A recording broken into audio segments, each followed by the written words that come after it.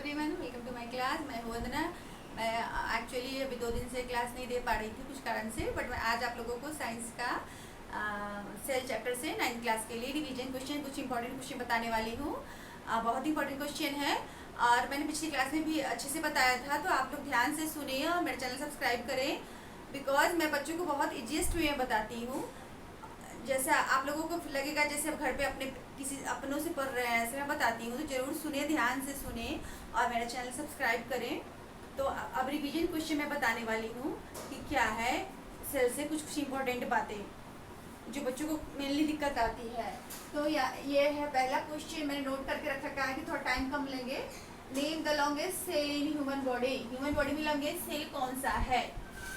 तो longest cell nerve cell और neuron को कहते हैं, जो कि नर्वस सिस्टम की यूनिट है। आप लोगों को पता ही होगा। नेक्स्ट क्वेश्चन है, how many cells are present in human body. Human body में कितने सेल्स प्रेजेंट होते हैं?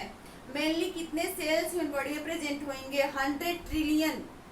100 trillion equal to 10 to the power 14। Trillion आप लोगों को पता होगा, बिलियन के बाद ट्रिलियन आता है, मिलियन फिर बिलियन फिर ट्रिलियन, पता नहीं होगा। तो नेक्स्ट क्वेश्चन है, name the structure from which all multicellular organism develop. ऐसा कौन सा स्ट्रक्चर है जिससे सारे मल्टीसेलुलर और यूनिसेलुलर, तो क्लियर होगा आप लोगों को, multicellular human being and plant, और जो यूनिसेलुलर को पता होगा। सारे मल्टीसेलुलर जो है वो किस चीज से डेवलप होते हैं, उसका नाम बताना है। वो कौन सा सेल है? वो zygote. Name the structure. Zygote है, उसका अनदर नेम है fertilised egg. What is protoplasm? Protoplasm क्या है? प्रोटोप्लाज्म 2 वर्ड से मिलकर बना, प्रोटो और प्लाज्म। तो प्लाज्म और प्रोटो, मतलब प्रोटो लिया गया है आपको न्यूक्लियस से और प्लाज्म साइटोप्लाज्म का। तो ये एक्चुअली क्या है? ये लिविंग पार्ट है। और कैसा है? कॉम्प्लेक्स सेमी फ्लूइड मास। प्रोटोप्लाज्म जब कॉम्प्लेक्स सेमी फ्लूइड मास है, एंड कब बनता है? When nucleus and cytoplasm combine together. जब न्यूक्लियस और साइटोप्लाज्म दोनों को कंबाइन कर दिया जाता है तो ये प्रोटोप्लाज्म। मैंने पिछली क्लास से बताया था कि लिविंग पार्ट कौन है सेल के, नॉन लिविंग पार्ट कौन है। मेनली सारे पार्ट लिविंग होते हैं, सिर्फ नॉन लिविंग पार्ट 3 है, जिसमें पहला है सेल वॉल और दूसरा है वैक्यूल, तीसरा है ग्रैन्यूल, बाकी सारे लिविंग पार्ट ही हैं।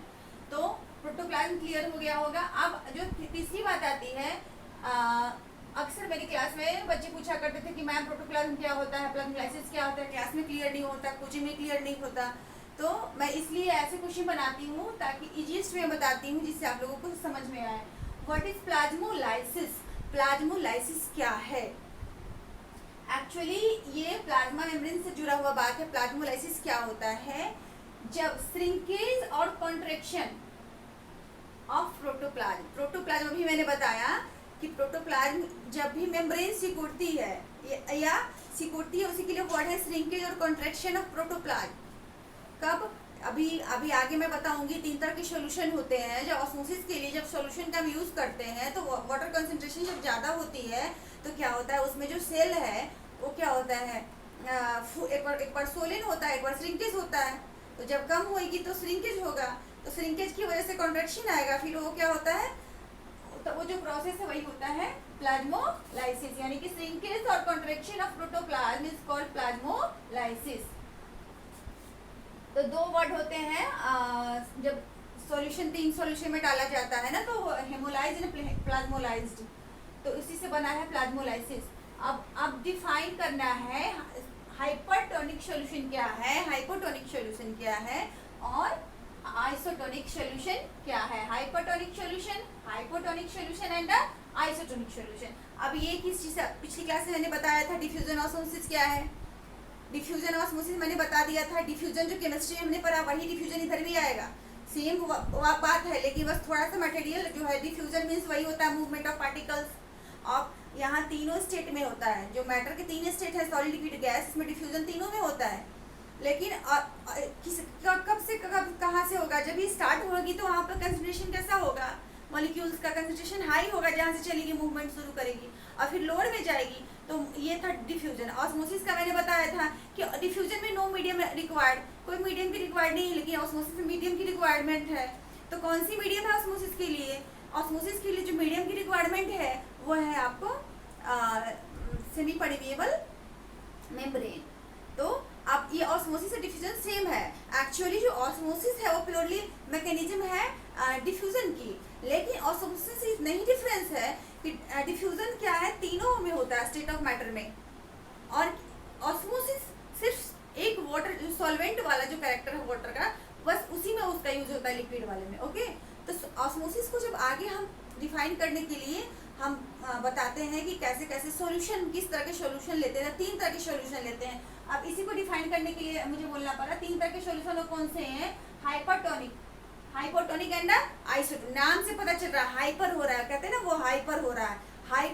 हाइपरटोनिक मतलब कि ज्यादा, और टॉनिक किसके लिए यूज हो रहा है, यहाँ एक्चुअली सारा जो टर्म यूज हो रहा है वो सेल के लिए यूज हो रहा है, सारे ही सेल चैप्टर है तो सेल के लिए हो रहा है। तो यहाँ जो hyper plus tonic concentration use होगा, किसकी concentration, cell concentration and water concentration. तो सेल कंसंट्रेशन के लिए हाइपर ज्यादा हो रही है, जब सेल कंसंट्रेशन ज्यादा हो जाएगी तो फिर क्या हो जाएगा, वहां पे हाइपरटोनिक सॉल्यूशन होगा। और किसकी कंसंट्रेशन कम हो जाएगी, वाटर की, वाटर की कंसंट्रेशन कम होगी और सेल की कंसंट्रेशन ज्यादा होगी। तो वही लिखा है यहाँ पे मैंने, cell concentration is more than water concentration. इसको छोटा करके मैंने डिफाइन करके बताया, बुक में बहुत बड़ी दी है, स्कूल में टीचर लोग ही थोड़ा बड़ा कराती हैं तो बच्चों को समझ में नहीं आता था, तो मैं ऐसे ही कराया करती थी।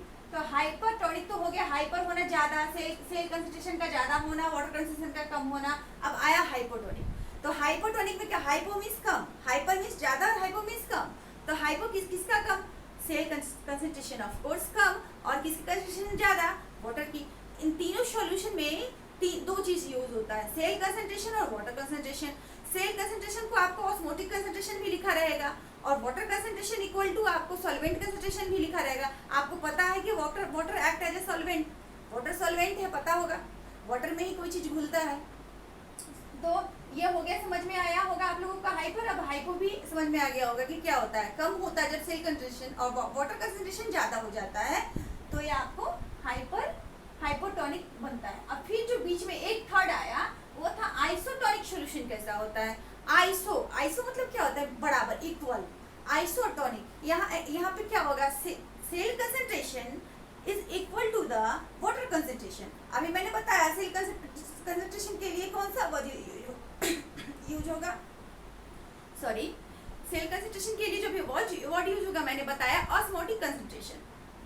और अभी पहले बताया वाटर कंसंट्रेशन के लिए, आप देख के नर्वस ना हो जाए कि ये वर्ड क्या मैम बता रही है। वाटर कंसंट्रेशन के लिए जो दूसरा वर्ड यूज होगा वो अभी मैंने बताया सॉल्वेंट कंसंट्रेशन।